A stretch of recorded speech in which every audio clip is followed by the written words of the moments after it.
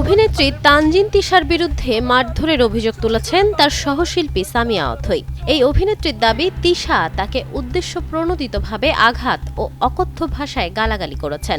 এবার এ নিয়েই মুখ খুলেছেন তানজিন তিশা। তিনি জানান, এটি কোনো ব্যক্তিগত আক্রমণ ছিল না, যা হয়েছে তা সম্পূর্ণ চরিত্রের প্রয়োজনে এবং গল্পের চাহিদা অনুযায়ী।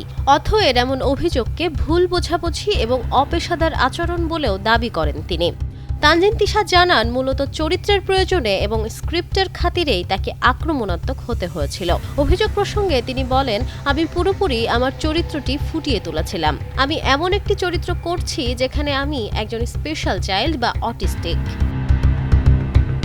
চরিত্রের প্রয়োজনে তাকে মানুষকে মারতে হতে পারে, কামড় দিতে হতে পারে, এমনকি পানিতে চুবিয়েও ধরতে হতে পারে। আপনারা 15 থেকে 20 দিন পরই কাজটি দেখতে পারবেন এবং তখন বুঝতে পারবেন কোন চরিত্রের জন্য কি করা হয়েছে। সবাই দেখতেছে।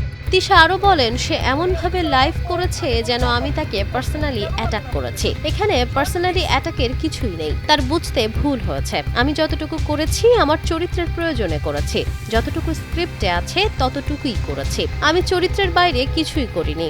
এটা তার দুর্বলতা যে প্রফেশনাল সমস্যাটাকে ব্যক্তিগত সমস্যা হিসেবে নিয়েছে। এই অভিনেত্রীর ভাষ্য অনুযায়ী, আমাকে নিয়ে যা যা বলা হয়েছে তা পুরোপুরি একটি ব্যক্তিগত আক্রমণ ছাড়া আর কিছুই নয়।